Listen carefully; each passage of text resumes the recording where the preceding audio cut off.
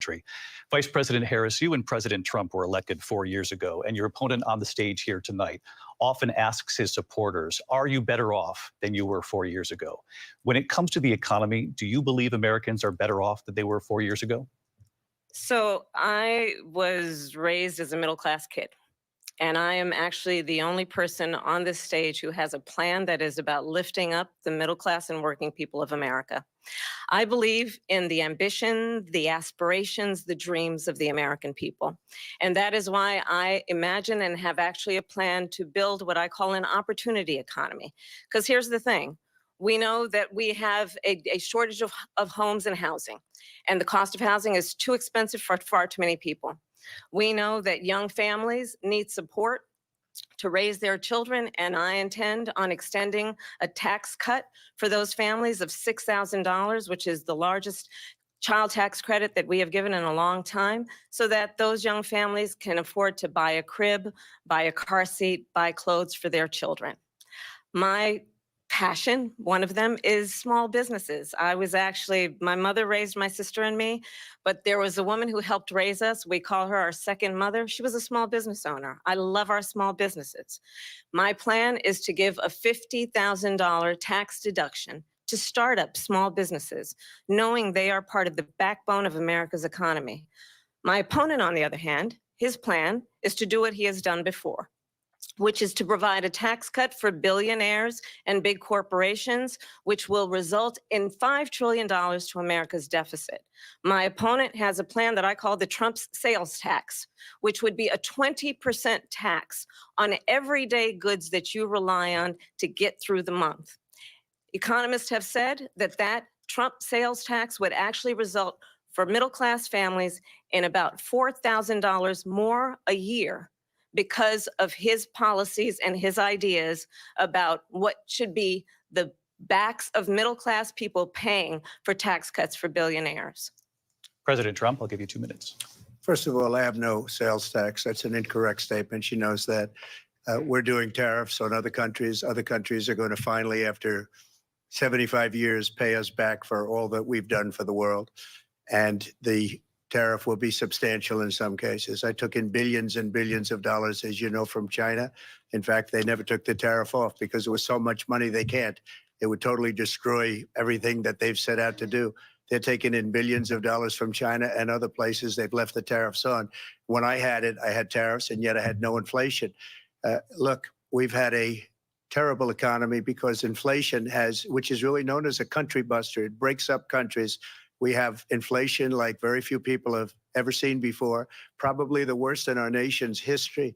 We were at 21%, but that's being generous because many things are 50, 60, 70, and 80% higher than they were just a few years ago. This has been a disaster for people, for the middle class, but for every class.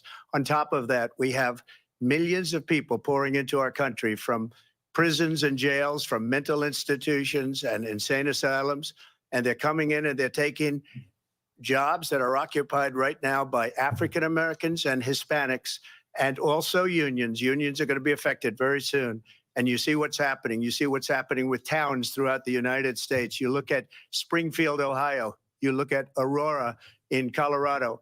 They are taking over the towns. They're taking over buildings. They're going in violently. These are the people that Xi and Biden led into our country, and they're destroying our country. They're dangerous. They're at the highest level of criminality, and we have to get them out. We have to get them out fast. I created one of the greatest economies in the history of our country. I'll do it again and even better. We are going to get to immigration and border security during this debate, but I would like to let Vice President Harris respond on the economy here. Well, I would love to. Let's talk about what Donald Trump left us. Donald Trump left us the worst unemployment since the Great Depression.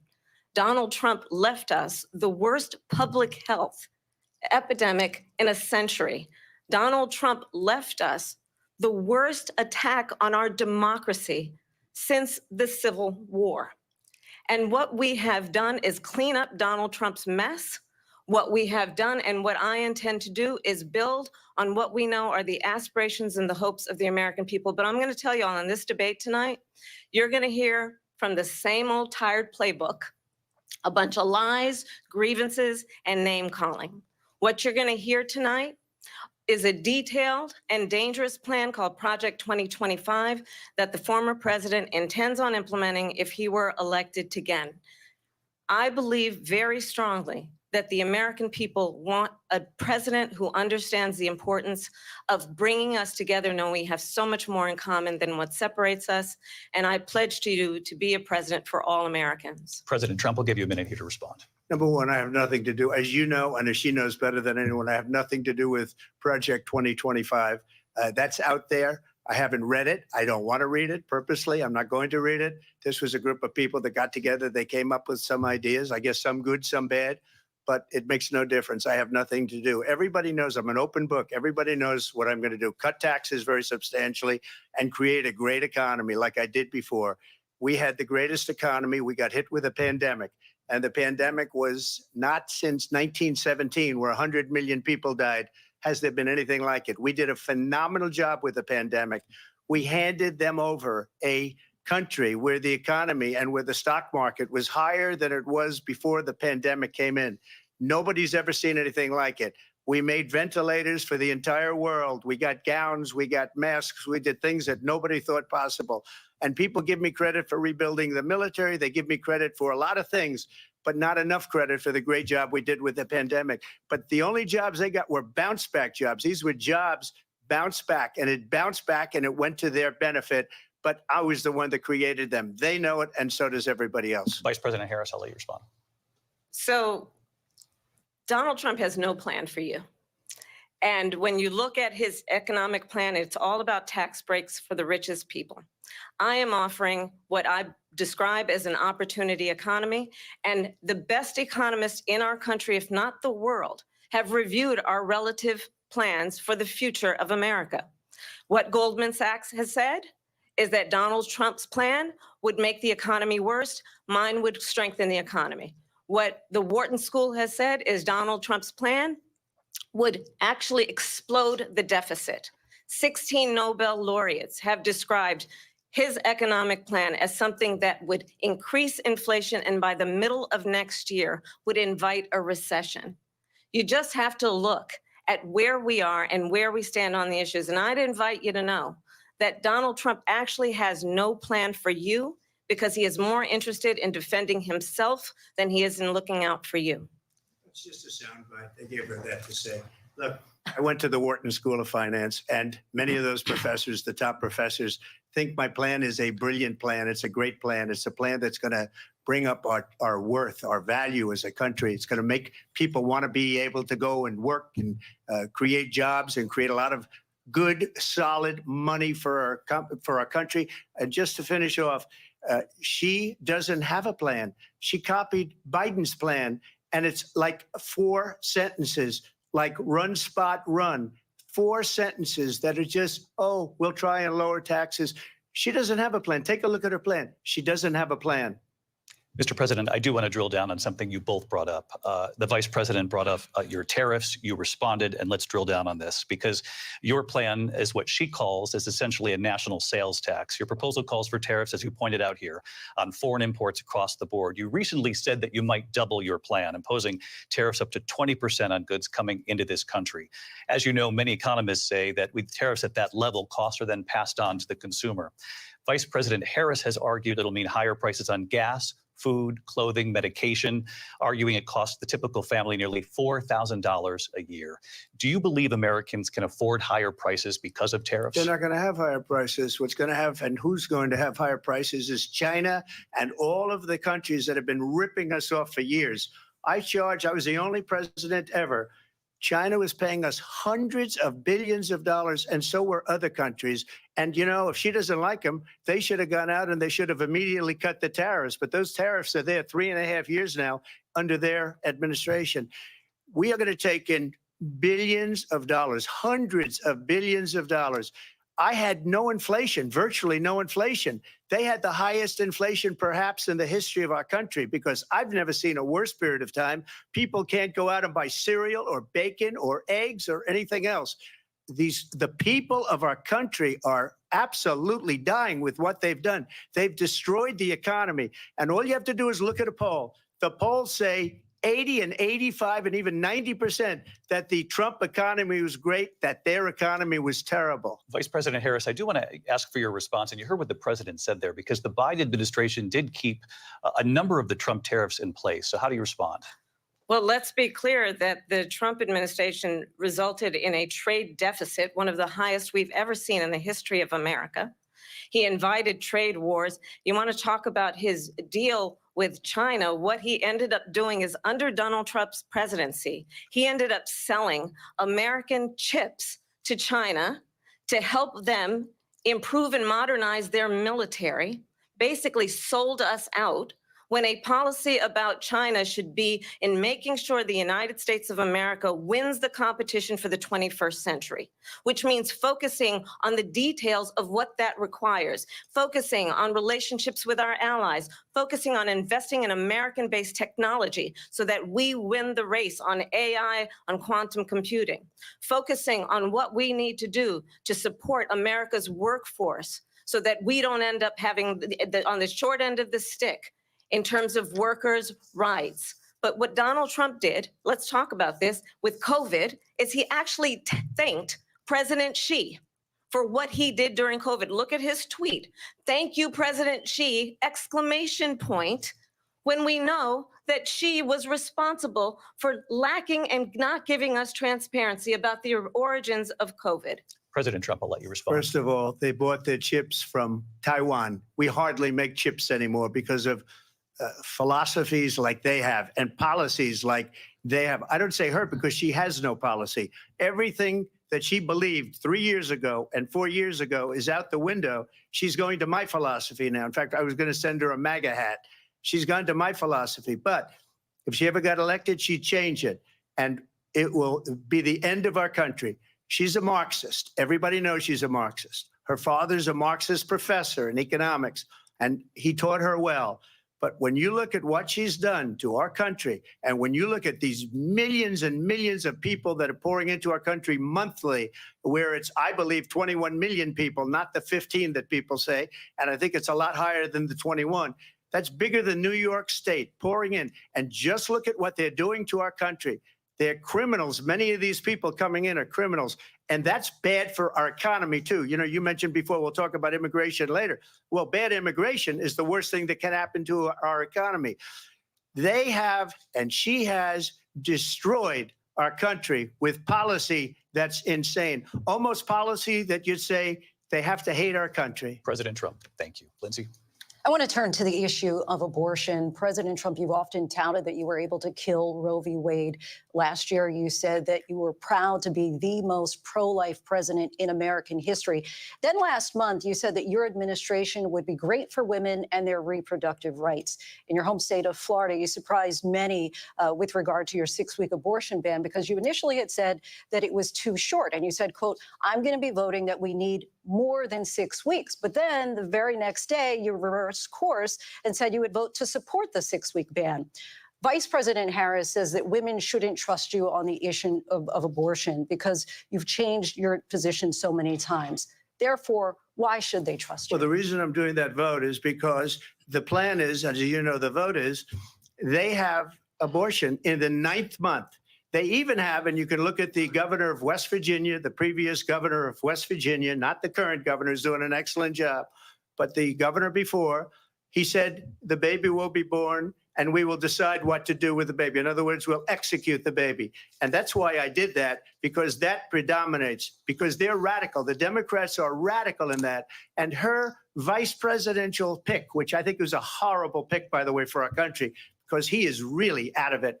But her vice presidential pick says abortion in the 9th month is absolutely fine. He also says execution after birth. It's execution, no longer abortion, because the baby is born, is okay. And that's not okay with me, hence the vote. But what I did is something for 52 years, they've been trying to get Roe v. Wade into the states. And through the genius and heart and strength of 6 Supreme Court justices, we were able to do that. Now, I believe in the exceptions for rape, incest, and life of the mother. I believe strongly in it. Ronald Reagan did also. 85% of Republicans do. exceptions, very important. But we were able to get it, and now states are voting on it. And for the first time, you're going to see, look, this is an issue that's torn our country apart for 52 years. Every legal scholar, every Democrat, every Republican, liberal, conservative, they all wanted this issue to be brought back to the states where the people could vote. And that's what happened. Now, Ohio, the vote was somewhat liberal. Kansas, the vote was somewhat liberal, much more liberal than people would have thought. But each individual state is voting. It's the vote of the people now. It's not tied up in the federal government.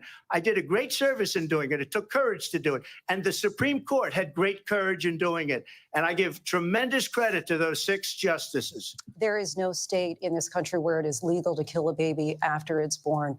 Madam Vice President, I want to get your response to President Trump. Well, as I said, you're going to hear a bunch of lies, and that's not actually a surprising fact. Let's understand how we got here. Donald Trump hand-selected 3 members of the United States Supreme Court with the intention that they would undo the protections of Roe v. Wade.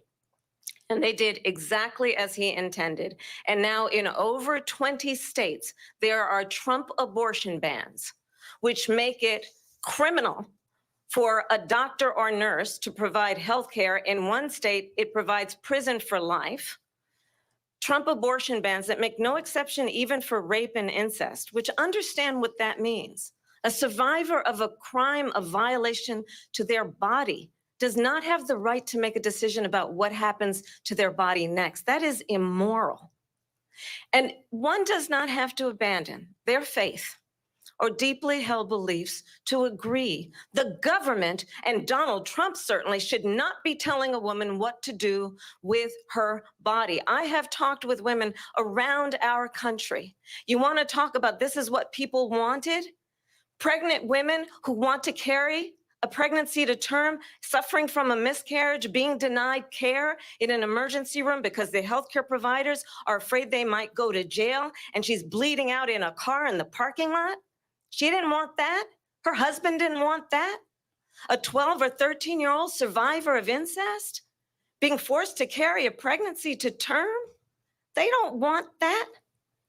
And I pledge to you, when Congress passes a bill to put back in place the protections of Roe v. Wade, as President of the United States, I will proudly sign it into law. But understand, if Donald Trump were to be reelected, he will sign a national abortion ban. Understand, in his Project 2025, there would be a national abortion, a monitor that would be monitoring your pregnancies, your miscarriages. I think the American people believe that certain freedoms, in particular the freedom to make decisions about one's own body, should not be made by the government. Thank you, Vice President Harris. Well, there she goes again. It's a lie. I'm not signing a ban, and there's no reason to sign a ban because we've gotten what everybody wanted.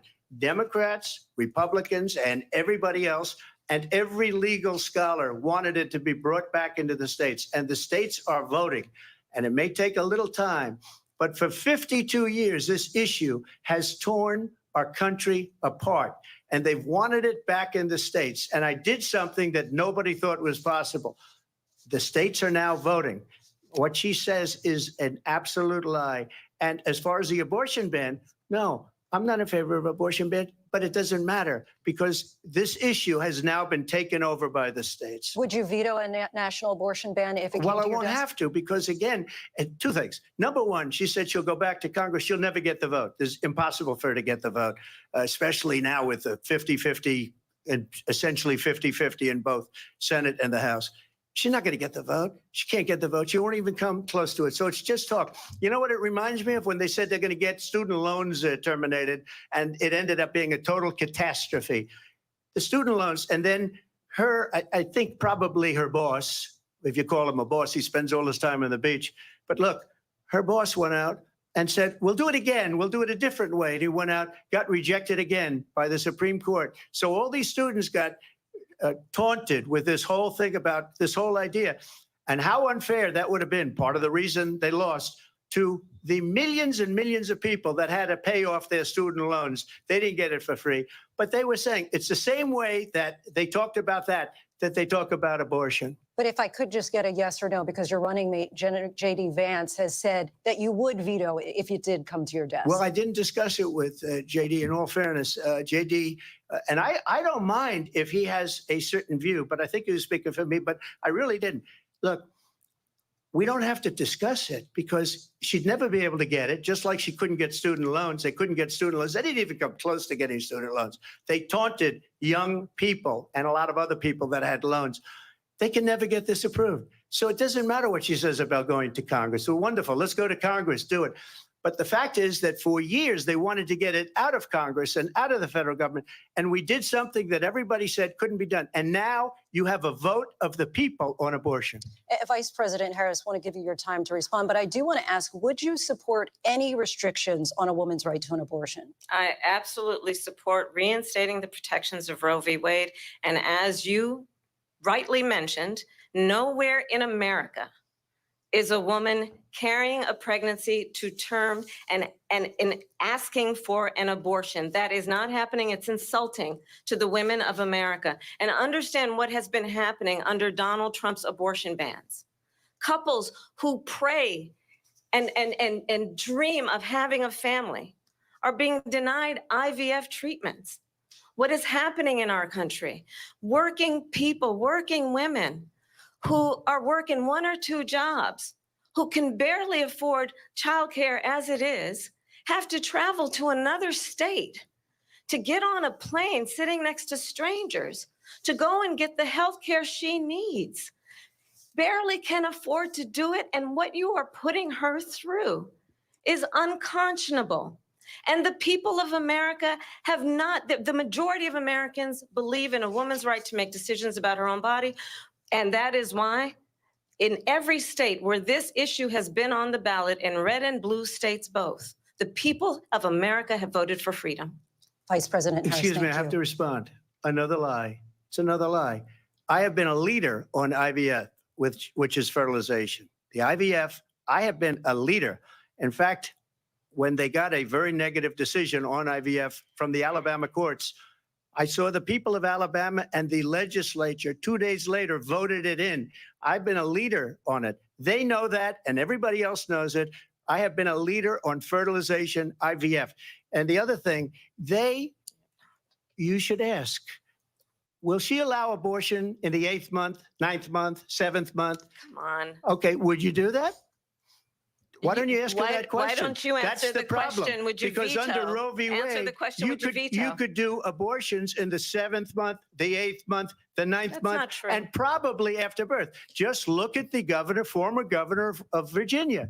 The governor of Virginia said, we put the baby aside and then we determine what we want to do with the baby. President Trump, thank you. We're going to turn now to immigration and border security. We know it's an issue that's important to Republicans, Democrats, voters across the board in this country. Vice President Harris, you were tasked by President Biden with getting to the root causes of migration from Central America. We know that illegal border crossings reached a record high in the Biden administration. This past June, President Biden imposed tough new asylum restrictions. We know the numbers since then have dropped significantly. But my question to you tonight is, why did the administration wait until 6 months before the election to act? And would you have done anything differently from President Biden on this? So I'm the only person on this stage who has prosecuted transnational criminal organizations for the trafficking of guns, drugs, and human beings. And let me say that the United States Congress, including some of the most conservative members of the United States Senate, came up with a border security bill, which I supported. And that bill would have put 1,500 more border agents on the border to help those folks who are working there right now overtime, trying to do their job. It would have allowed us to stem the flow of fentanyl coming into the United States. I know there are so many families watching tonight who have been personally affected by the surge of fentanyl in our country. That bill would have put more resources to allow us to prosecute transnational criminal organizations for trafficking in guns, drugs, and human beings. But you know what happened to that bill? Donald Trump got on the phone, called up some folks in Congress and said, kill the bill. And you know why? Because he'd prefer to run on a problem instead of fixing a problem. And understand, this comes at a time where the people of our country actually need a leader who engages in solutions, who actually addresses the problems at hand. But what we have in the former president is someone who would prefer to run on a problem instead of fixing a problem. And I'll tell you something, he's going to talk about immigration a lot tonight, even when it's not the subject that is being raised. And I'm going to actually do something really unusual, and I'm going to invite you to attend one of Donald Trump's rallies, because it's a really interesting thing to watch. You will see during the course of his rallies, he talks about fictional characters like Hannibal Lecter. He will talk about windmills cause cancer. And what you will also notice is that people start leaving his rallies early out of exhaustion and boredom. And I will tell you, the one thing you will not hear him talk about is you. You will not hear him talk about your needs, your dreams, and your desires. And I'll tell you, I believe you deserve a president who actually puts you first. And I pledge to you that I will. Vice President Harris, thank you. President Trump, on that point, I want to get your response. Well, I would like to respond. Let me just ask, though, why did you try to kill that bill, and successfully so? That would have put thousands of additional agents and officers on the border. First, let me respond as to the Please. rallies. She said people start leaving. People don't go to her rallies. There's no reason to go. And the people that do go, she's bussing them in and paying them to be there, and then showing them in a different light. So she can't talk about that. People don't leave my rallies. We have the biggest rallies, the most incredible rallies in the history of politics. That's because people want to take their country back. Our country is being lost. We're a failing nation. And it happened 3.5 years ago. And what's going on here, you're going to end up in World War III, just to go into another subject. What they have done to our country by allowing these millions and millions of people to come into our country, and look at what's happening to the towns all over the United States. And a lot of towns don't want to talk. It's not going to be Aurora or Springfield. A lot of towns don't want to talk about it because they're so embarrassed by it. In Springfield, they're eating the dogs, the people that came in. They're eating the cats. They're eating the pets of the people that live there. And this is what's happening in our country, and it's a shame. As far as rallies are concerned, as far as the reason they go is they like what I say. They want to bring our country back. They want to make America great again. It's a very simple phrase, make America great again.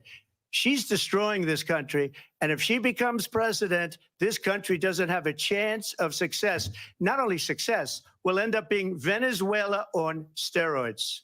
I just want to clarify here. You bring up Springfield, Ohio, and ABC News did reach out to the city manager there. He told us there have been no credible reports of specific claims of pets being harmed, injured, or abused by individuals within the immigrant community. Well, I've seen people on television. Let me just say here, this is the people on television say my dog was taken and used for food. So maybe he said that, and maybe that's a good thing to say for a city manager. I'm not taking this from but television. The people I'm on taking it from television the city saying manager. their dog was eaten by the people that went there. Again, the Springfield city manager says there's no evidence of that. Vice We'll President find Harris, out. I'll let you respond to the rest of what you've heard. You talk about extreme. This is, I think, one of the reasons why in this election, I actually have the endorsement of 200 Republicans who have formerly worked with President Bush, Mitt Romney, and John McCain, including the endorsement of former Vice President Dick Cheney and Congress member Liz Cheney. And if you want to really know the inside track on who the former president is, if he didn't make it clear already, just ask people who have worked with him. His former chief of staff, a 4-star general, has said he has contempt for the Constitution of the United States. His former national security advisor has said he is dangerous and unfit. His former Secretary of Defense has said the nation, the republic, would never survive another Trump term. And when we listen to this kind of rhetoric, when the issues that affect the American people are not being addressed, I think the choice is clear in this election. President Trump, I'll give you a quick minute to respond here. Thank you, because when I hear that, see, I'm a different kind of a person. I fired most of those people. Not so graciously. They did bad things or a bad job. I fired them. They never fired one person. They didn't fire anybody having to do with Afghanistan and the Taliban and the 13 people who's were just killed, viciously and violently killed. And I got to know the parents and the family. They didn't fire. They should have fired all those generals, all those top people, because that was one of the most incompetently handled situations anybody has ever seen. So when somebody does a bad job, I fire him. And you take a guy like Esper, he was no good, I fired him. So he writes a book. Another one writes a book, because with me, they can write books. With nobody else can they? But they have done such a poor job, and they never fire anybody. Look at the economy. Look at the inflation. They didn't fire any of their economists. They have the same people. That's a good way not to have books written about you. But just to finish, I got more votes than any Republican in history by far. In fact, I got more votes than any president, sitting president in history by far.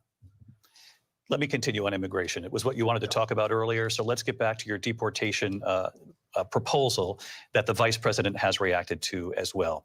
President Trump, you call this the largest domestic deportation operation in the history of our country. You say you would use the National Guard. You say if things get out of control, you'd have no problem using the U.S. With local military. police, yes. You also said you would use local police.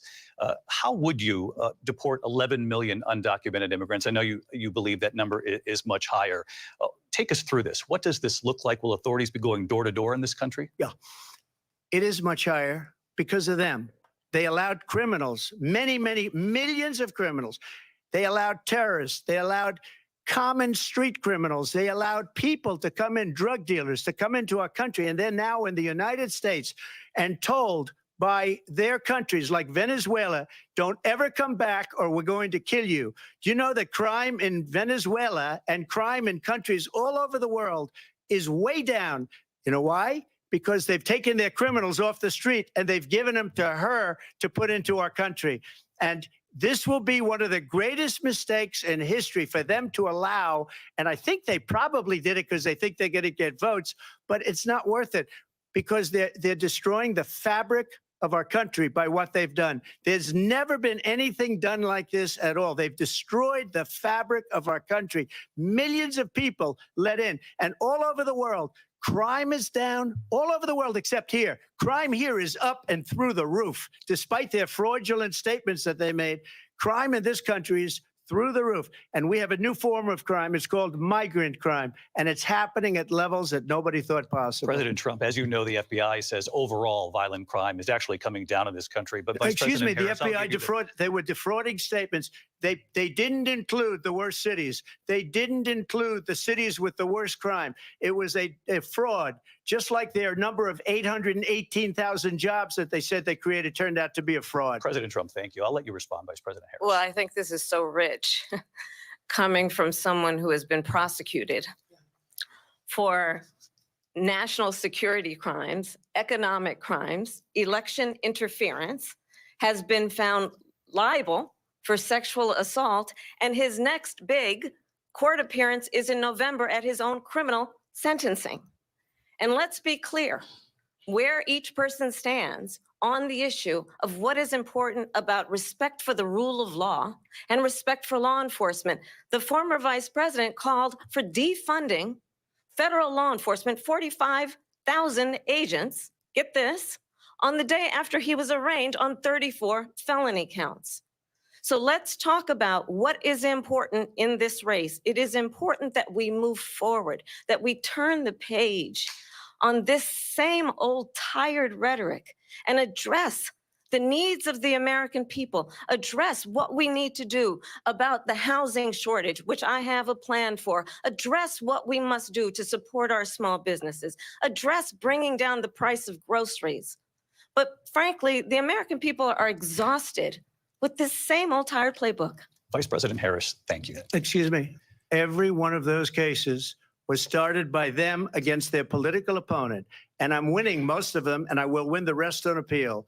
And you saw that with the decision that came down just recently from the Supreme Court. I'm winning most of them. But those are cases, it's called weaponization. Never happened in this country. They weaponized the Justice Department. Every one of those cases was involved with the DOJ, from Atlanta and Fani Willis to the Attorney General of New York and the DA in New York. Every one of those cases. And then they say, oh, he's a criminal. They're the ones that made them go after me. By the way, Joe Biden was found essentially guilty on the documents case. And what happened in my documents case? They said, oh, that's the toughest of them all. A complete and total victory. 2 months ago, it was thrown out. It's weaponization, and they used it, and it's never happened in this country. They used it to try and win an election. They're President Trump- fake cases. President Trump, thank you. A really quick response here, Vice President Harris, on this notion of weaponization of the Justice Department. Well, let's talk about extreme and understand the context in which this election in 2024 is taking place. The United States Supreme Court recently ruled that the former president would essentially be immune from any misconduct if he were to enter the White House again. Understand, this is someone who has openly said he would terminate, I'm quoting, terminate the Constitution of the United States, that he would weaponize the Department of Justice against his political enemies. Someone who has openly expressed disdain for members of our military. Understand what it would mean if Donald Trump were back in the White House with no guardrails, because certainly we know now the court won't stop him. We know J.D. Vance is not going to stop him. It's up to the American people. Vice President stop Harris, him. thank you. Lindsay? Vice President Harris, in your last run for president, We gotta This is the continue one here. that weaponized, not me. She weaponized. I probably took a bullet to the head because of the things that they say about me. They talk about democracy. I'm a threat to democracy. They're the threat to democracy with a President fake Trump, Russia we investigation do have a lot to that get. went nowhere. We have a lot to get to. Lindsay? Vice President Harris, in your last run for president, you said you wanted to ban fracking. Now you don't. You wanted mandatory government buyback programs for assault weapons. Now your campaign says you don't. You supported decriminalizing border crossings. Now you're taking a harder line. I know you say that your values have not changed. So then why have so many of your policy positions changed? So my values have not changed, and I'm going to discuss every one of the, at least every point that you've made. But in particular, let's talk about fracking because we're here in Pennsylvania. I made that very clear in 2020. I will not ban fracking. I have not banned fracking as Vice President of the United States. And in fact, I was the tie-breaking vote on the Inflation Reduction Act, which opened new leases for fracking. My position is that we have got to invest in diverse sources of energy so we reduce our reliance on foreign oil. We have had the largest increase in domestic oil production in history because of an approach that recognizes that we cannot over-rely on foreign oil. As it relates to my values, let me tell you, I grew up a middle-class kid raised by a hardworking mother who worked and saved and was able to buy our first home when I was a teenager. The values I bring to the importance of home ownership, knowing not everybody got handed $400 million on a silver platter and then filed bankruptcy 6 times, is a value that I bring to my work to say we are going to work with the private sector and home builders to increase 3 million homes, increase by 3 million homes by the end of my first term. My work that is related to having a friend when I was in high school who was sexually assaulted by her stepfather. And my focus then on protecting women and children from violent crime is based on a value that is deeply grounded in the importance of standing up for those who are most vulnerable. My work that is about protecting Social Security and Medicare is based on longstanding work that I have done, protecting seniors from scams. My values have not changed. And what is important is that there is a president who actually brings values and a perspective that is about lifting people up and not beating people down. And name calling. The true measure of the leader is the leader who actually understands the strength is not in beating people down, it's in lifting people up. I intend to be that president. President Trump, your Well, response? first of all, I wasn't given $400 million. I wish I was. My father was a Brooklyn builder, Brooklyn, Queens, and a great father, and I learned a lot from him. But I was given a fraction of that, a tiny fraction, and I built it into many, many billions of dollars, many, many billions. And when people see it, they are even surprised. So we don't have to talk about that. Fracking, she's been against it for 12 years. Defund the police, she's been against that forever. She gave all that stuff up very wrongly, very horribly, and everybody's laughing at it, okay? They're all laughing at it. She gave up at least 12 and probably 14 or 15 different policies. Like she was big on defund the police. In Minnesota, she went out. Wait a minute. I'm talking now. If you don't mind, please. Does that sound familiar? She went out in Minnesota and wanted to let criminals that killed people, that burned down Minneapolis, she went out and raised money to get them out of jail. She did things that nobody would ever think of. Now she wants to do transgender operations on illegal aliens that are in prison. This is a radical left liberal that would do this. She wants to confiscate your guns, and she will never allow fracking in Pennsylvania. If she won the election, fracking in Pennsylvania will end on day one. Just to finish, one thing so important in my opinion. So I got the oil business going like nobody has ever done before. When they took over, they got rid of it, started getting rid of it, and the prices were going up the roof. They immediately let these guys go to where they were. I would have been 5 times, 4 times, 5 times higher, because you're talking about 3.5 years ago. They got it up to where I was because they had no choice, because the prices of energy were quadrupling and doubling. You saw what happened to gasoline. So they said, let's go back to Trump. But if she won the election, the day after that election, they'll go back to destroying our country, and oil will be dead. Fossil fuel will be dead. We'll go back to windmills, and we'll go back to solar, where they need a whole desert to get some energy to come out. You ever see a solar plant? By the way, I'm a big fan of solar, but they take 400, President 500 acres of desert President soil. Trump, we have a These lot are of not good issues things that we for the have to get environment, to. as We're she out of time. understands. Thank you. Lindsay, thank you. We have an election in just 56 days. And I want to talk about the peaceful transfer of power, which, of course, we all know is a cornerstone of our democracy, and the role of a president in a moment of crisis. Mr. President, on January 6th, you told your supporters to march to the Capitol. You said you would be right there with them. The country and the world saw what played out at the Capitol that day, the officers coming under attack. Aides in the West Wing say you watched it unfold on television off the Oval Office.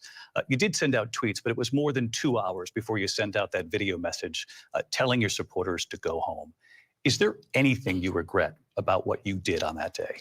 You just said a thing that isn't covered. Peacefully and patriotically, I said during my speech, not later on. Peacefully and patriotically. And nobody on the other side was killed. Ashley Babbitt was shot by an out-of-control police officer that should have never, ever shot her. It's a disgrace. But we didn't do this group of people that have been treated so badly. I ask, what about all the people that are pouring into our country and killing people that she allowed to pour in? She was the border czar. Remember that. She was the border czar. She doesn't want to be called the border czar because she's embarrassed by the border. In fact, she said at the beginning, oh, I'm surprised you're not talking about the border yet. That's because she knows what a bad job they've done. What about those people? When are they going to be prosecuted? When are these people from countries all over the world, not just South America? They're coming in from all over the world, David, all over the world. And crime rates are down all over the world because of it. But let me just when ask are you- those, David, when are those people going to be prosecuted? When are the people that burned down Minneapolis going to be prosecuted? Or in Seattle, they went into Seattle, they took over a big percentage of the city of Seattle. When are those people going to be prosecuted? But let me just ask You might ask her that question. You were the president. You were watching it unfold on television. It's a very simple question as we move forward toward another election. Is there anything you regret about what you did on that day? Yes or no? I had nothing to do with that other than they asked me to make a speech. I showed up for a speech. I said, I think it's going to be big. I went to Nancy Pelosi and the mayor of Washington, D.C., and the mayor put it back in writing, as you know. I said, you know, this is going to be a very big rally or whatever you want to call it. And again, it wasn't done by me. It was done by others. I said, I'd like to give you 10,000 National Guard or soldiers. They rejected me. Nancy Pelosi rejected me. It was just 2 weeks ago. Her daughter has a tape of her saying she is fully responsible for what happened. They want to get rid of that tape. It would have never happened if Nancy Pelosi and the mayor of Washington did their jobs. I wasn't responsible for security. Nancy Pelosi was responsible. She didn't do her job. The question was about you as president, not about former Speaker Pelosi, but I do want Vice President Harris to respond here. I was at the Capitol on January 6th. I was the vice president-elect. I was also an acting senator. I was there. And on that day, the President of the United States incited a violent mob to attack our nation's capital, to desecrate our nation's capital. On that day, 140 law enforcement officers were injured, and some died. And understand, the former president has been indicted and impeached for exactly that reason. But this is not an isolated situation. Let's remember Charlottesville, where there was a mob of people carrying tiki torches, spewing anti-Semitic hate. And what did the president then at the time say? There were fine people on each side. Let's remember that when it came to the Proud Boys, a militia, the president said, the former president said, stand back and stand by. So for everyone watching who remembers what January 6th was, I say, we don't have to go back. Let's not go back. We're not going back. It's time to turn the page. And if that was a bridge too far for you, well, there is a place in our campaign for you to stand for country, to stand for our democracy, to stand for rule of law, and to end the chaos, and to end the approach that is about attacking the foundations of our democracy because you don't like the outcome. And be clear on that point. Donald Trump, the candidate, has said in this election there will be a bloodbath if this and the outcome of this election is not to his liking. Let's turn the page on this. Let's not go back. Let's chart a course for the future and not go backwards to the past. Let me just follow up here. It was a different term, and it was a term that related to energy because they have destroyed our energy business. That was where bloodbath was. Also, on Charlottesville, that story has been, as you would say, debunked. Laura Ingraham, Sean Hannity, Jesse, all of these people, they covered it. If they go an extra sentence, they will see it was perfect. It was debunked in almost every newspaper, but they still bring it up, just like they bring 2025 up. They bring all of this stuff up. I ask you this, you talk about the Capitol. Why are we allowing these millions of people to come through on the southern border? How come she's not doing anything? And I'll tell you what I would do, and I would be very proud to do it. I would say we would both leave this debate right now. I'd like to see her go down to Washington, D.C. during this debate because we're wasting a lot of time. Go down to, because she's been so bad, it's so ridiculous. Go down to Washington, D.C. and let her sign a bill to close up the border because they have the right to do it. They don't need bills. They have the right to do it. The president of the United States, you'll get him out of bed. You'll wake him up at 4 o'clock in the afternoon. Right. You'll say, come on down to the office. Let's sign a bill. If he signs a bill that the border is closed, all he has to do is say it to the Border Patrol, who are phenomenal. If they do that, the border is closed. Mr. Those President, people are killing many people, unlike J6. We talked immigration here tonight. I do want to focus on this next issue to both of you because it really brings us this into focus, truth in these times that we're living in. Mr. President, for 3.5 years after you lost the 2020 election, you repeatedly falsely claimed that you won, many times saying you won in a landslide. In the past couple of weeks leading up to this debate, you have said, quote, you lost by a whisker, that you, quote, didn't quite make it, that you came up a little bit short. I said that? Are you now acknowledging that you lost in 2020? No, I don't acknowledge that at all. But I said that sarcastically. You know that. It was said, oh, we lost by a whisker. That was said sarcastically. Look, there's so much proof. All you have to do is look at it. And they should have sent it back to the legislatures for approval. I got almost 75 million votes, the most votes any sitting president has ever gotten. I was told if I got 63, which was what I got in 2016, you can't be beaten. The election, people should never be thinking about an election as fraudulent. We need two things. We need walls, and we have to have it. We have to have borders, and we have to have good elections. Our elections are bad. And a lot of these illegal immigrants coming in, they're trying to get them to vote. They can't even speak English. They don't even know what country they're in practically. And these people are trying to get them to vote. And that's why they're allowing them to come into our country. I did watch all of these pieces of video. I didn't detect the sarcasm, lost by a whisker. We didn't quite make it. And we should just point out here as clarification, and you know this, you and your allies, 60 cases in front of many judges, many of them no Republican. Judge looked at it And said they there was said no we didn't have widespread fraud. standing.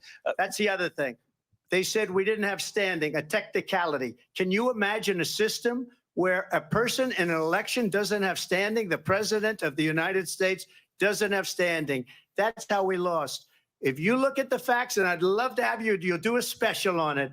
I'll show you Georgia, and I'll show you Wisconsin, and I'll show you Pennsylvania, and I'll show you. We have so many facts and statistics, but you know what? That doesn't matter, because we have to solve the problem that we have right now. That's old news. And the problem that we have right now is we have a nation in decline, and they have put it into decline. We have a nation that is dying, David. Mr. President, thank you. Vice President Harris, you heard the president there tonight. He said he didn't say that he lost by whiskers. So he still believes he did not lose the election that was won by President Biden and yourself. But I do want to ask you about something that's come up in the last couple of days. This was a post from President Trump about this upcoming election just weeks away. He said, when I win, those people who cheated, and then he lists donors, voters, election officials, he says will be prosecuted to the fullest extent of the law, which will include long-term prison sentences. One of your campaign's top lawyers responded saying, we won't let Donald Trump intimidate us. We won't let him suppress the vote. Is that what you believe he's trying to do here? Donald Trump was fired by 81 million people. So let's be clear about that. And clearly he is having a very difficult time processing that. But we cannot afford to have a president of the United States who attempts, as he did in the past, to upend the will of the voters in a free and fair election. And I'm going to tell you that I have traveled the world as Vice President of the United States, and world leaders are laughing at Donald Trump. I have talked with military leaders, some of whom worked with you, and they say you're a disgrace.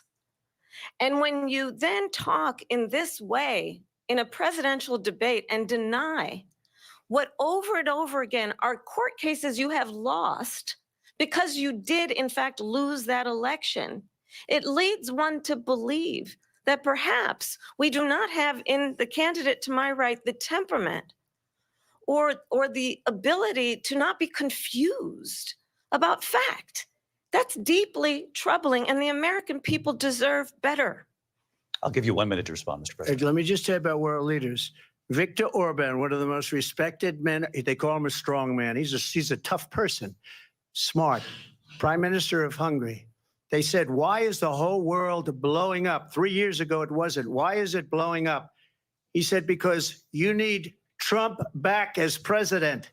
They were afraid of him. China was afraid, and I don't like to use the word afraid, but I'm just quoting him. China was afraid of him. North Korea was afraid of him. Look at what's going on with North Korea, by the way. He said Russia was afraid of him. I ended the Nord Stream 2 pipeline, and Biden put it back on day one, but he ended the XL pipeline. The XL pipeline in our country, he ended that. But he let the Russians build a pipeline going all over Europe and heading into Germany, the biggest pipeline in the world. Look, Viktor Orban said it. He said the most respected, most feared person is Donald Trump. We had no problems when Trump was president.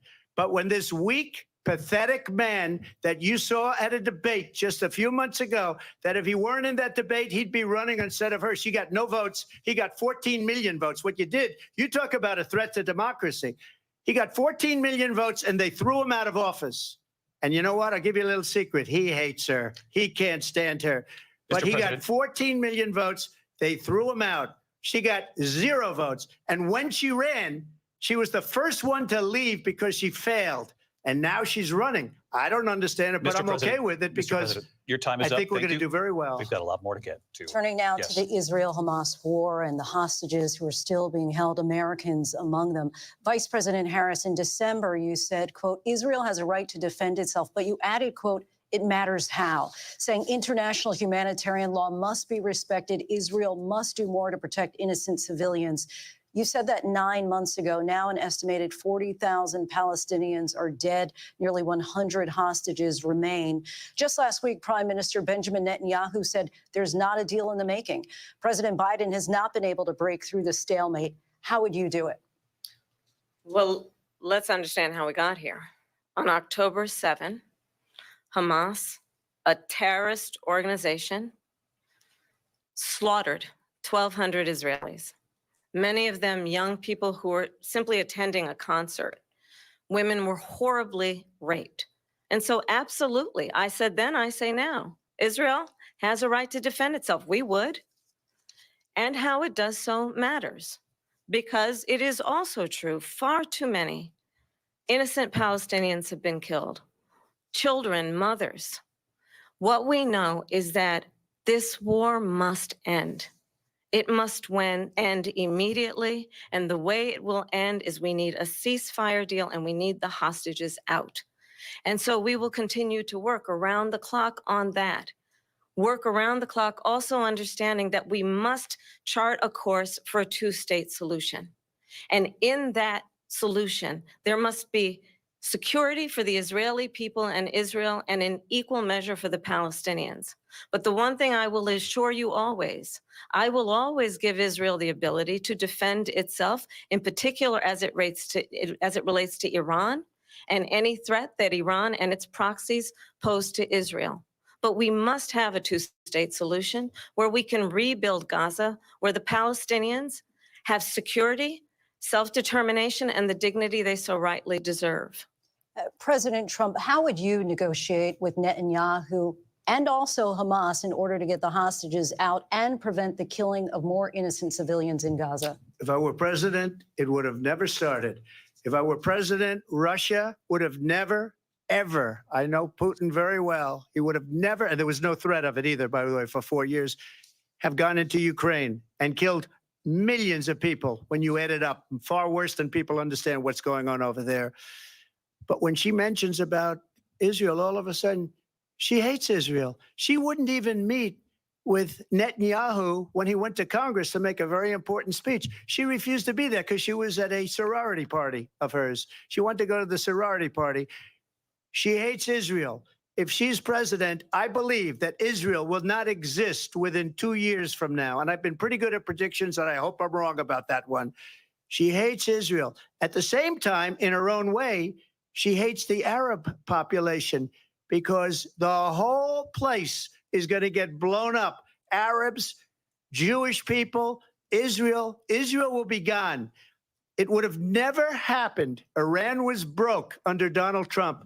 Now Iran has $300 billion because they took off all the sanctions that I had. Iran had no money for Hamas or Hezbollah or any of the 28 different spheres of terror. And they are spheres of terror, horrible terror. They had no money. It was a big story, and you know it. You covered it very well, actually. They had no money for terror. They were broke.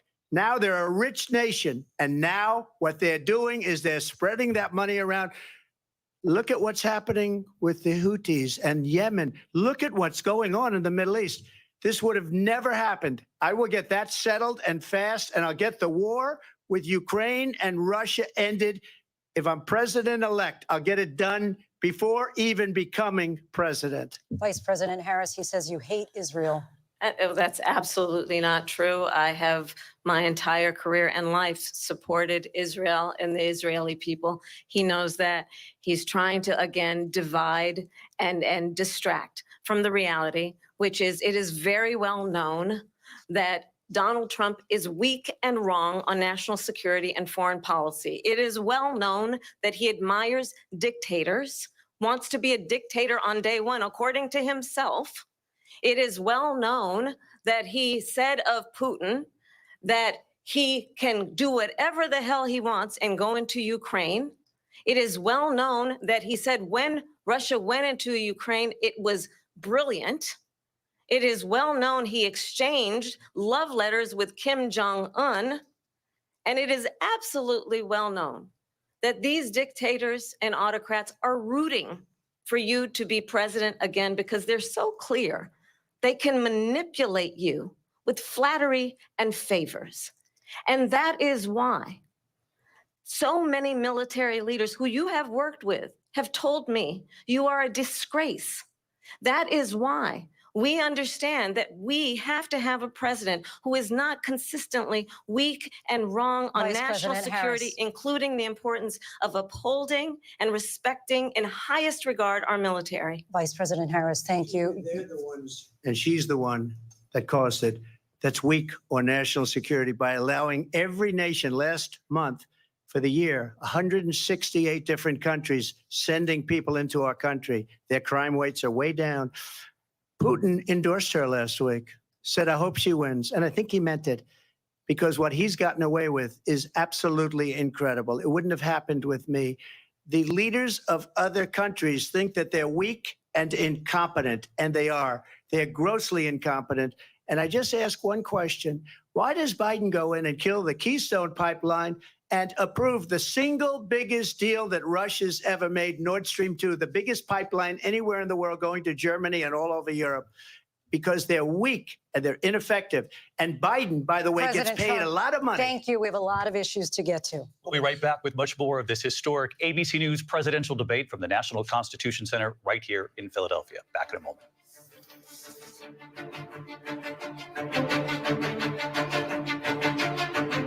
The ABC News presidential debate will continue after this.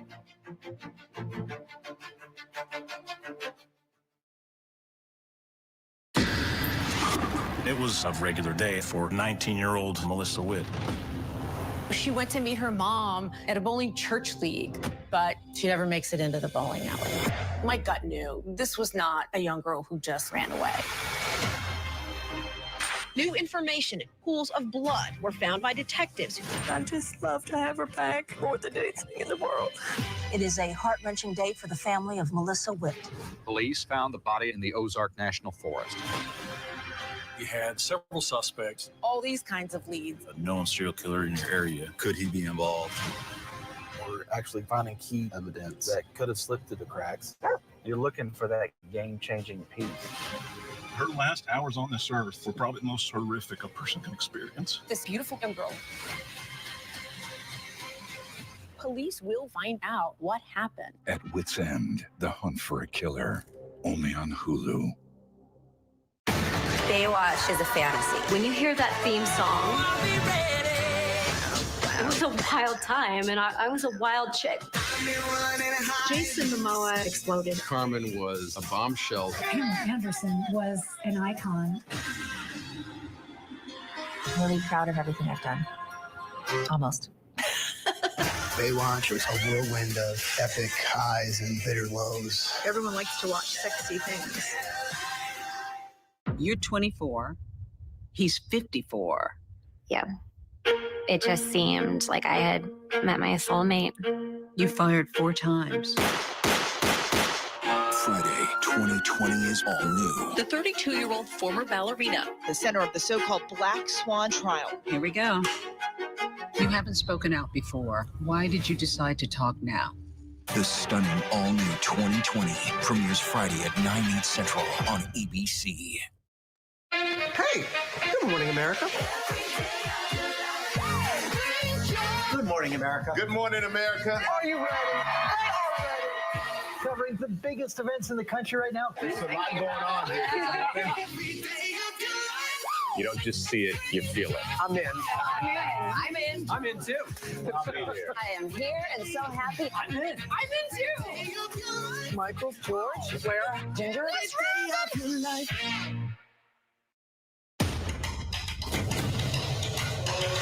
Without business insurance? Imagine. If I have a lawsuit, it could cost me everything. If my equipment's stolen, I could lose a lot of money. Get protection. Join over 300,000 enlightened customers and buy a low-cost policy today. Zensurance. Mind your business.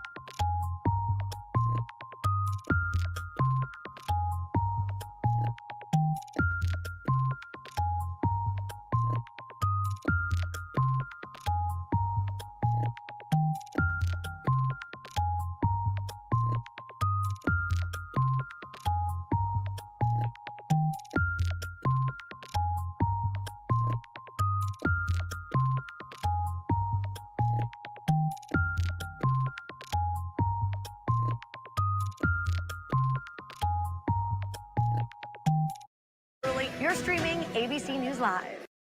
What does it take to be the most watched newscast in America? We are part of an operation. Is this our combat operations center? We're approaching the gate. Militants came in from. Hi, appreciate you. Thank you. Ismail, David. ABC's World News Tonight with David Muir is America's most watched newscast. You're watching America's #1 streaming news. Keep streaming with ABC News Live. Live from the National Constitution Center in Philadelphia, Pennsylvania. Here again, David Muir and Lindsay Davis. Welcome back to this historic ABC News presidential debate tonight. We're going to continue here, and I want to turn to the war in Ukraine. We're now 2.5 years into this conflict. Mr. President, it has been the position of the Biden administration that we must defend Ukraine from Russia, from Vladimir Putin, to defend their sovereignty, their democracy, that it's in America's best interest to do so, arguing that if Putin wins, he may be emboldened to move even further into other countries. You have said you would solve this war in 24 hours. You said so just before the break tonight. How exactly would you do that? And I want to ask you a very simple question tonight. Do you want Ukraine to win this war? I want the war to stop. I want to save lives that are being uselessly, people being killed by the millions. It's the millions. It's so much worse than the numbers that you're getting, which are fake numbers. Look, we're in for 250 billion or more because they don't ask Europe, which is a much bigger beneficiary to getting this thing done than we are. They're in for $150 billion less because Biden and you don't have the courage to ask Europe like I did with NATO. They paid billions and billions, hundreds of billions of dollars when I said, either you pay up or we're not going to protect you anymore. So that's maybe one of the reasons they don't like me as much as they like weak people. But you take a look at what's happening. We're in for 250 to 275 billion. They're into 100 to 150. They should be forced to equalize. With that being said, I want to get the war settled. I know Zelensky very well, and I know Putin very well. I have a good relationship, and they respect your president, okay? They respect me. They don't respect Biden. How would you respect him? Why? For what reason? He hasn't even made a phone call in 2 years to Putin, hasn't spoken to anybody. They don't even try and get it. That is a war that's dying to be settled. I will get it settled before I even become president. If I win, when I'm president-elect, and what I'll do is I'll speak to one, I'll speak to the other, I'll get them together. That war would have never happened. And in fact, when I saw Putin after I left, unfortunately left because our country has gone to hell. But after I left, when I saw him building up soldiers, he did it after I left. I said, oh, he must be negotiating. It must be a good, strong point of negotiation. Well, it wasn't, because Biden had no idea how to talk to him. He had no idea how to stop it. And now you have millions of people dead, and it's only getting worse, and it could lead to World War III. Don't kid yourself, David. We're playing with World War III, and we have a president that we don't even know if where is our president? We don't even know if he's a president. And just to clarify they here. threw him out of a campaign like a dog. We don't even know. Is he our president? But we have a president, Mr. President, that doesn't know he's alive. Your time is up. Just to clarify in the question, do you believe it's in the U.S. best interest for Ukraine to win this war, yes or no? I think it's the U.S. best interest to get this war finished and just get it done. All right. Negotiate a deal, because we have to stop all of these human lives from being destroyed. I want to take this to Vice President Harris. I want to get your thoughts on support for Ukraine in this moment, but also as Commander-in-Chief, if elected, how would you deal with Vladimir Putin, and would it be any different from what we're seeing from President Biden? Well, first of all, it's important to remind the former president, you're not running against Joe Biden, you're running against me. I believe the reason that Donald Trump says that this war would be over within 24 hours is because he would just give it up. And that's not who we are as Americans. Let's understand what happened here. I actually met with Zelensky a few days before Russia invaded, tried through force to change territorial boundaries, to defy one of the most important international rules and norms, which is the importance of sovereignty and territorial integrity. And I met with President Zelensky. I shared with him American intelligence about how he could defend himself. Days later, I went to NATO's eastern flank, to Poland and Romania. And through the work that I and others did, we brought 50 countries together to support Ukraine in its righteous defense. And because of our support, because of the air defense, the ammunition, the artillery, the javelins, the Abrams tanks that we have provided, Ukraine stands as an independent and free country. If Donald Trump were president, Putin would be sitting in Kyiv right now. And understand what that would mean, because Putin's agenda is not just about Ukraine. Understand why the European allies and our NATO allies are so thankful that you are no longer president, and that we understand the importance of the greatest military alliance the world has ever known, which is NATO, and what we have done to preserve the ability of Zelensky and the Ukrainians to fight for their independence.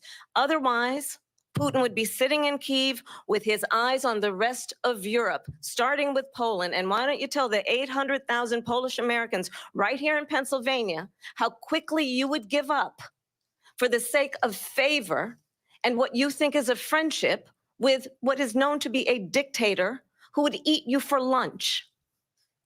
Vice President Harris, thank you. We've heard from both of you on Ukraine tonight. Afghanistan came up in the last hour. I wanted her to respond to something you said earlier, and now, please, I'll give you a minute here. Putin would be sitting in Moscow, and he wouldn't have lost 300,000 men and women, but he would have been sitting in Moscow. Quiet, please. He would have been sitting in Moscow much happier than he is right now. But eventually, you know, he's got a thing that other people don't have. He's got nuclear weapons. They don't ever talk about that. He's got nuclear weapons. Nobody ever thinks about that. And eventually, maybe he'll use them, and maybe he hasn't been that threatening, but he does have that. Something we don't even like to talk about. Nobody likes to talk about it. But just so you understand, they sent her to negotiate peace before this war started. 3 days later, he went in and he started the war because everything they said was weak and stupid. They said the wrong things. That war should have never started. She was the emissary. They sent her in to negotiate with Zelensky and Putin, and she did. And the war started 3 days later. And that's the kind of talent we have with her. She's worse than Biden. In my opinion, I think he's the worst president in the history of our country. She goes down as the worst vice president in the history of our country. But let me tell you something. She is a horrible negotiator. They sent her in to negotiate. As soon as they left, Putin did the invasion. President Trump, thank you. You did bring up something. You said she went to negotiate with Vladimir Putin. Vice President Harris, have you ever met Vladimir Putin? Can you clarify tonight? Yet again, I said it at the beginning of this debate, you're going to hear a bunch of lies coming from this fellow. And that is another one. When I went to meet with President Zelensky, I've now met with him over 5 times. The reality is it has been about standing as America always should, as a leader upholding international rules and norms, as a leader who shows strength, understanding that the alliances we have around the world are dependent on our ability to look out for our friends and not favor our enemies because you adore strongmen instead of caring about democracy. And that is very much what is at stake here. The President of the United States is commander-in-chief. And the American people have a right to rely on a president who understands the significance of America's role and responsibility in terms of ensuring that there is stability and ensuring we stand up for our principles and not sell them for the benefit of personal flattery. We've talked about Ukraine and Vladimir Putin. I do want to talk about Afghanistan. It came up in the first hour of this debate. I want to move on to Afghanistan. Stoltenberg said Trump did the most amazing thing I've ever seen. He got these countries, the 28 countries at the time, to pay up. He said, I've never seen, he's the head of NATO. He said, I've never seen. For years, we were paying almost all of NATO. We were being ripped off by European nations, both on trade and on NATO. I got them to pay up by saying one of the statements you made before, if you don't pay, we're not going to protect you. Otherwise, we would have never gotten it. He said it was one of the most incredible jobs that he's ever seen done. Thank you. I want to turn to Afghanistan. It came up in the first hour of the debate, and we witnessed a poignant moment today on Capitol Hill, honoring the soldiers who died in the chaotic withdrawal from Afghanistan. I do want to ask the Vice President, do you believe you bear any responsibility in the way that withdrawal played out? Well, I will tell you, I agreed with President Biden's decision to pull out of Afghanistan. 4 presidents said they would, and Joe Biden did. And as a result, America's taxpayers are not paying the $300 million a day we were paying for that endless war. And as of today, there is not one member of the United States military who is in active duty in a combat zone in any war zone around the world, the first time this century. But let's understand how we got to where we are. Donald Trump, when he was president, negotiated one of the weakest deals you can imagine. He calls himself a deal maker. Even his national security advisor said it was a weak, terrible deal. And here's how it went down. He bypassed the Afghan government. He negotiated directly with a terrorist organization called the Taliban. The negotiation involved the Taliban getting 5,000 Taliban terrorists released. And get this, and the president at the time invited the Taliban to Camp David, a place of storied significance for us as Americans, a place where we honor the importance of American diplomacy, where we invite and receive respected world leaders. And this former president, as president, invited them to Camp David because he does not again appreciate the role and responsibility of the President of the United States to be commander-in-chief with a level of respect. And this gets back to the point of how he has consistently disparaged and demeaned members of our military, fallen soldiers, and the work that we must do to uphold the strength and the respect of the United States of America around the world. Vice President Harris, thank you. President Trump, your response to her saying that you began the negotiations with the Taliban. So if you take a look at that period of time, the Taliban was killing our soldiers, a lot of them, with snipers. And I got involved with the Taliban because the Taliban was doing the killing. That's the fight. And Abdul is the head of the Taliban. He is still the head of the Taliban. And I told Abdul, don't do it anymore. You do it anymore, you're going to have problems. And he said, why do you send me a picture of my house? I said, you're going to have to figure that out, Abdul.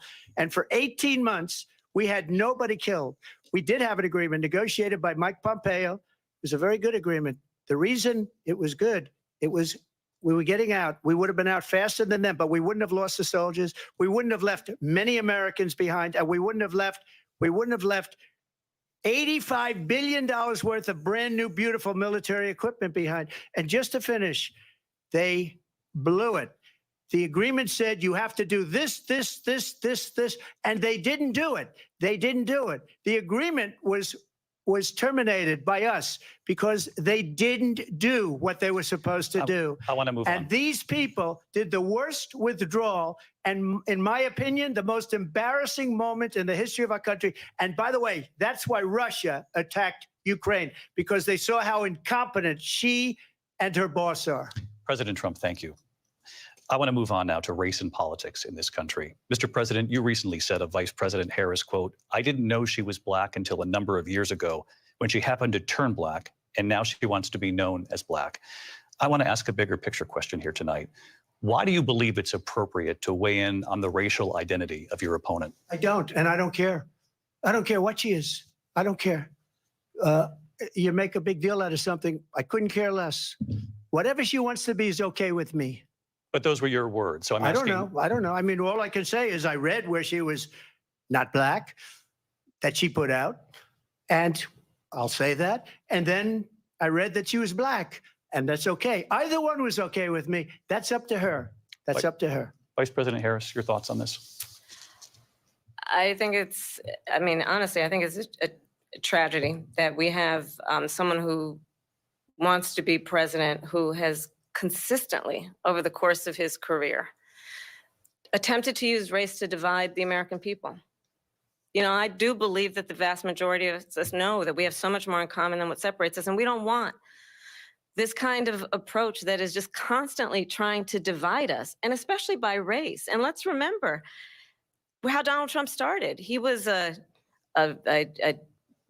land. He owned buildings, and he was investigated because he refused to rent property to Black families. Let's remember, this is the same individual who took out a full-page ad in the New York Times calling for the execution of 5 young Black and Latino boys who were innocent, the Central Park 5. Took out a full-page ad calling for their execution. This is the same individual who spread birther lies about the first Black president of the United States. And I think the American people want better than that, want better than this, want someone who understands, as I do, I travel our country. We see in each other a friend. We see in each other a neighbor. We don't want a leader who is constantly trying to have Americans point their fingers at each other. I meet with people all the time who tell me, can we please just have discourse about how we're going to invest in the aspirations and the ambitions and the dreams of the American people? Knowing that regardless of people's color or the language their grandmother speaks, we all have the same dreams and aspirations and want a president who invests in those, not in hate and division. Vice President Harris, thank you. Lindsay? President Trump, this is now your third time. This is the most divisive presidency in the history of our country. There's never been anything like it. They're destroying our country, and they come up with things like what she just said. Going back many, many years, when a lot of people, including Mayor Bloomberg, agreed with me on the Central Park 5, they admitted, they said, they pled guilty. And I said, well, if they pled guilty, they badly hurt a person, killed a person ultimately. And if they pled guilty, then they pled, we're not guilty. But this is a person that has to stretch back years, 40, 50 years ago, because there's nothing now. I built one of the greatest economies in the history of the world, and I'm going to build it again. It's going to be bigger, better, and stronger. But they're destroying our economy. They have no idea what a good economy is. Their oil policies, every single policy. And remember this, she is Biden. You know, she's trying to get away from Biden. I don't know the gentleman, she says. She is Biden. The worst inflation we've ever had, a horrible economy because inflation has made it so bad, and she can't get away with that. Thank you. Your time is up, I Lindsay. want to respond to that, though. I want to just respond briefly. Clearly, I am not Joe Biden, and I am certainly not Donald Trump. And what I do offer is a new generation of leadership for our country, one who believes in what is possible, one who brings a sense of optimism about what we can do instead of always disparaging the American people. I believe in what we can do to strengthen our small businesses, which is why I have a plan. Let's talk about our plans and let's compare the plans. I have a plan to give startup businesses $50,000 tax deduction, to pursue their ambitions, their innovation, their ideas, their hard work. I have a plan, $6,000 for young families for the first year of your child's life to help you in that most critical stage of your child's development. I have a plan that is about allowing people to be able to pursue what has been fleeting in terms of the American dream by offering a help with down payment of $25,000 down payment assistance for first-time home buyers. That's the kind of conversation, I believe, David, that people really want tonight, as opposed to a conversation that is constantly about belittling and name-calling. Let's turn the page Vice President and move Harris, forward. thank you. Let's turn to policy. President Let's Trump, turn back we to have policy. to move on. President Trump. Let's turn to policy, She has please. a plan to defund the police. She has a plan to confiscate everybody's gun. President Trump, She we has do a have to plan move to on to not other allow issues. fracking in Pennsylvania or anywhere else. Okay. Thank you, That's Mr. what her President. plan is until just recently. I just need Lindsay, to go ahead. respond President because Trump, the President former Trump. president has No, said I'm something sorry. twice that I need to No, respond to. I'm sorry. We're I gonna just need to move on, respond Vice one President time Harris. to what he has President said Trump, this multiple is times. now your Yes. third time running for president. You have long vowed to repeal and replace the Affordable Care Act, also known as Obamacare. You have failed to accomplish that. You now say you're going to keep Obamacare Obamacare, quote, unless we can do something much better.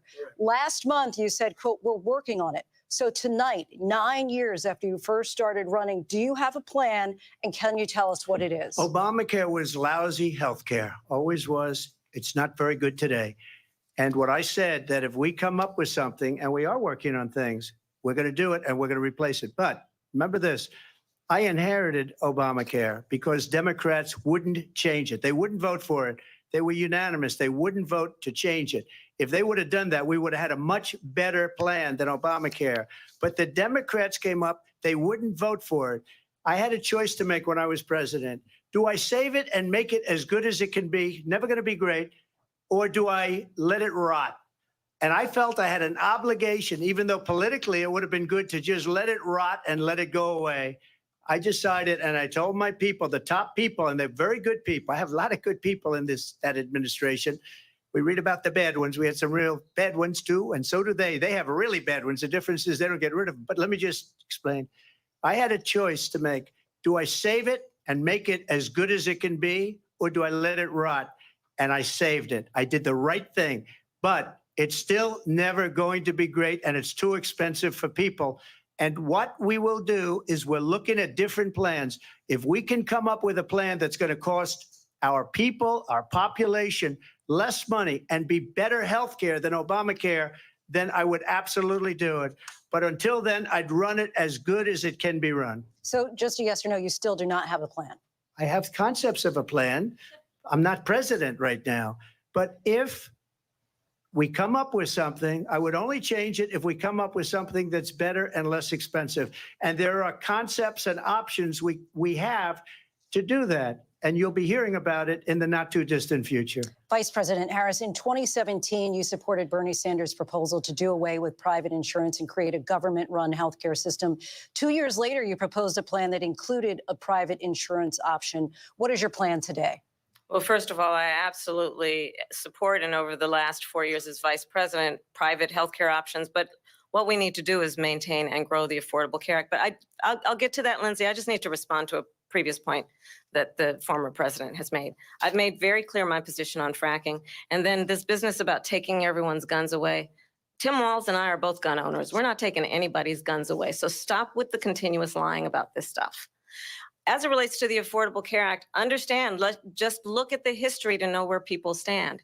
When Donald Trump was president, 60 times he tried to get rid of the Affordable Care Act. 60 times. I was a senator at the time when I will never forget the early morning hours when it was up for a vote in the United States Senate. And the late, great John McCain, who you have disparaged as being you don't like him, you said at the time, because he got caught. He was an American hero. The late, great John McCain, I will never forget that night, walked onto the Senate floor and said, no, you don't. No, you don't. No, you don't get rid of the Affordable Care Act. You have no plan. And what the Affordable Care Act has done is eliminate the ability of insurance companies to deny people with pre-existing conditions. I don't have to tell the people watching tonight, you remember what that was like? Remember when an insurance company could deny if a child had asthma, if someone was a breast cancer survivor, if a grandparent had diabetes? And thankfully, as I've been vice president and we over the last 4 years have strengthened the Affordable Care Act, we have allowed for the first time Medicare to negotiate drug prices on behalf of you, the American people. Donald Trump said he was going to allow Medicare to negotiate drug prices. He never did. We did. And now we have capped the cost of insulin at $35 a month. Since I've been vice president, we have capped the cost of prescription medication for seniors at $2,000 a year. And when I am president, we will do that for all people, understanding that the value I bring to this is that access to health care should be a right and not just a privilege of those who can afford it. And the plan has to be to strengthen the Affordable Care Act, not get rid of it. Vice Fastest President prologue Harris, thank in terms you. of where Donald Trump stands on that. I want to move to an issue that's important for a She lot made of a mistake. Number one, John McCain fought Obamacare for 10 years. But it wasn't only him. It were all of the Democrats that kept it going. And you know what? We can do much better than Obamacare, much less money. But she won't improve private insurance for people, private medical insurance. That's another thing she doesn't want to get. President People Trump- are paying privately for insurance that have worked hard and made money, and they want to have private. She wants everybody to be on government insurance where you wait 6 months for an operation that you need immediately. President Trump, thank you. We have another issue that we'd like to get to that's important for a number of Americans, in particular younger voters, and that's climate change. President Trump, with regard to the environment, you say that we have to have clean air and clean water. Vice President Harris, you call climate change an existential threat. The question to you both tonight is, what would you do to fight climate change? And Vice President Harris, we'll start with you. 1 minute for you each. Well, the former president had said that climate change is a hoax. And what we know is that it is very real. You ask anyone who lives in a state who has experienced these extreme weather occurrences, who now is either being denied home insurance or it's being jacked up. You ask anybody who has been the victim of what that means in terms of losing their home, having nowhere to go. We know that we can actually deal with this issue. The young people of America care deeply about this issue. And I am proud that as vice president over the last 4 years, we have invested $1 trillion in a clean energy economy, while we have also increased domestic gas production to historic levels. We have created over 800,000 new manufacturing jobs while I have been vice president. We have invested in clean energy to the point that we are opening up factories around the world. Donald Trump said he was going to create manufacturing jobs. He lost manufacturing jobs. And I'm also proud to have the endorsement of the United Auto Workers and Sean Fain, who also know that part of building a clean energy economy includes investing in American-made products, American automobiles. It includes growing what we can do around American manufacturing and opening up auto plants, not closing them like happened under Donald Trump. Vice President Harris, thank you. That didn't happen under Donald Trump. Let me just tell you, they lost 10,000 manufacturing jobs this last month. It's going, they're all leaving. They're building big auto plants in Mexico, in many cases owned by China. They're building these massive plants, and they think they're going to sell their cars into the United States because of these people. What they have given to China is unbelievable, but we're not going to let that. We'll put tariffs on those cars so they can't come into our country, because they will kill the United Auto Workers and any auto worker, whether it's in Detroit or South Carolina or any other place. What they've done to business and manufacturing in this country is horrible. We have nothing because they refuse. You know, Biden doesn't go after people because supposedly China paid him millions of dollars. He's afraid to do it between him and his son. All this money from Ukraine. They get all this money from all of these different countries. And then you wonder, why is he so loyal to this one, that one, Ukraine, China? Why is he? Why did he get $3.5 million from the mayor of Moscow's wife? Why did she pay him $3.5 million? This is a crooked administration, and they're selling our country down the tubes. President Trump, thank you. Thank you. We'll be right back with closing statements from both of our candidates. An historic night, this ABC News presidential debate from Philadelphia. Back in a moment.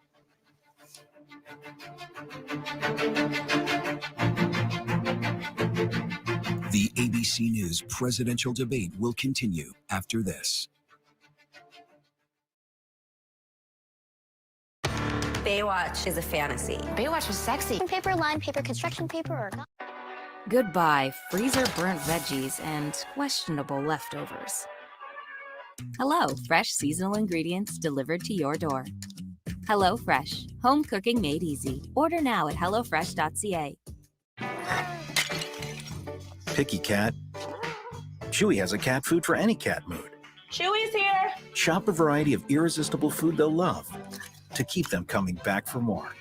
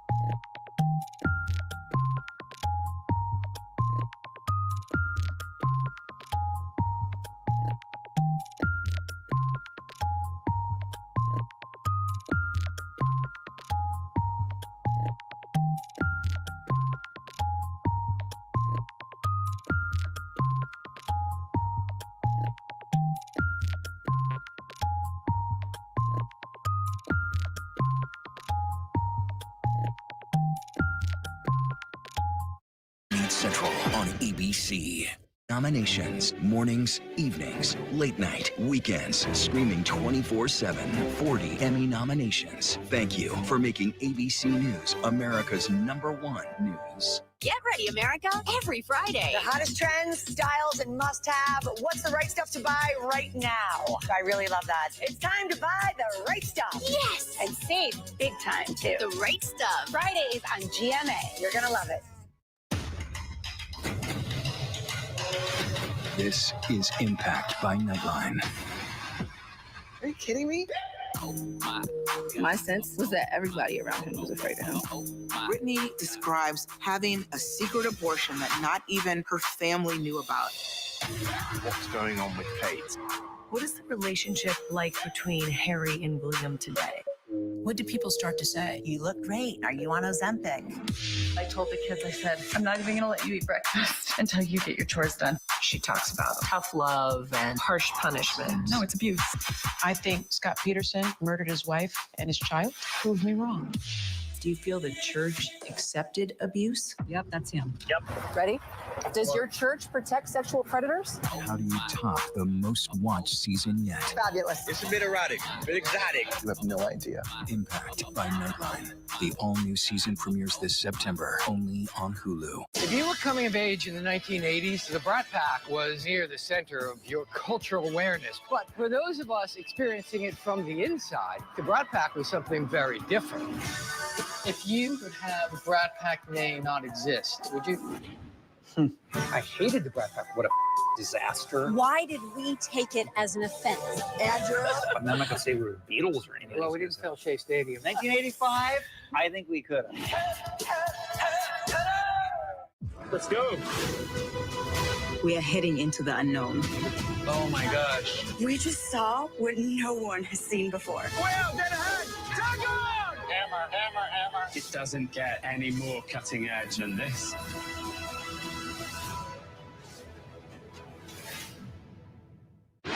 Reporting from the floor of the Republican National Convention, I'm Rachel Scott. Wherever the story is, we'll take you there. You're streaming ABC News Live. Live from the National Constitution Center in Philadelphia, Pennsylvania. Here again, David Muir and Lindsay Davis. Welcome back tonight. The time has come for closing statements, and Vice President Harris, we begin with you. So I think you've heard tonight two very different visions for our country. One that is focused on the future, and the other that is focused on the past, and an attempt to take us backward. But we're not going back. And I do believe that the American people know we all have so much more in common than what separates us. And we can chart a new way forward. And a vision of that includes having a plan, understanding the aspirations, the dreams, the hopes, the ambition of the American people, which is why I intend to create an opportunity economy, investing in small businesses, in new families, in what we can do around protecting seniors, what we can do that is about giving hardworking folks a break and bringing down the cost of living. I believe in what we can do together that is about sustaining America's standing in the world and ensuring that we have the respect that we so rightly deserve, including respecting our military and ensuring we have the most lethal fighting force in the world. I will be a president that will protect our fundamental rights and freedoms, including the right of a woman to make decisions about her own body and not have her government tell her what to do. I'll tell you, I started my career as a prosecutor. I was a DA, I was an attorney general, a United States senator, and now vice president. I've only had one client, the people. And I'll tell you, as a prosecutor, I never asked a victim or a witness, are you a Republican or a Democrat? The only thing I ever asked them, are you okay? And that's the kind of president we need right now. Someone who cares about you and is not putting themselves first. I intend to be a president for all Americans and focus on what we can do over the next 10 and 20 years to build back up our country by investing right now in you, the American people. Vice President Harris, thank you. President Trump? So she just started by saying she's going to do this, she's going to do that, she's going to do all these wonderful things. Why hasn't she done it? She's been there for 3.5 years. They've had 3.5 years to fix the border. They've had 3.5 years to create jobs and all the things we talked about. Why hasn't she done it? She should leave right now, go down to that beautiful White House, go to the Capitol, get everyone together and do the things you want to do, but you haven't done it and you won't do it because you believe in things that the American people don't believe in. You believe in things like we're not going to frack. We're not going to take fossil fuel. We're not going to do things that are going to make this country strong, whether you like it or not. Germany tried that, and within 1 year, they were back to building normal energy plants. We're not ready for it. We can't sacrifice our country for the sake of bad vision. But I just ask one simple question. Why didn't she do it? We're a failing nation. We're a nation that's in serious decline. We're being laughed at all over the world. All over the world, they're laughed. I know the leaders very well. They're coming to see me. They call me. We're laughed at all over the world. They don't understand what happened to us as a nation. We're not a leader. We don't have any idea what's going on. We have wars going on in the Middle East. We have wars going on with Russia and Ukraine. We're going to end up in a third world war, and it'll be a war like no other because of nuclear weapons, the power of weaponry. I rebuilt our entire military. She gave a lot of it away to the Taliban. She gave it to Afghanistan. What these people have done to our country, and maybe toughest of all, is allowing millions of people to come into our country. Many of them are criminals, and they're destroying our country. The worst president, the worst vice president in the history of our country. President Trump, thank you. And that is our ABC News presidential debate from here in Philadelphia at the National Constitution Center. I'm Lindsay Davis. And I'm David Muir. Thank you for watching here in the U.S. and all over the world, and from all of us here at ABC News. Good night. Thank you. And we are here live on ABC with our post-debate comments. I'm Martha Raddatz. It was a lively debate from the economy to abortion to Afghanistan.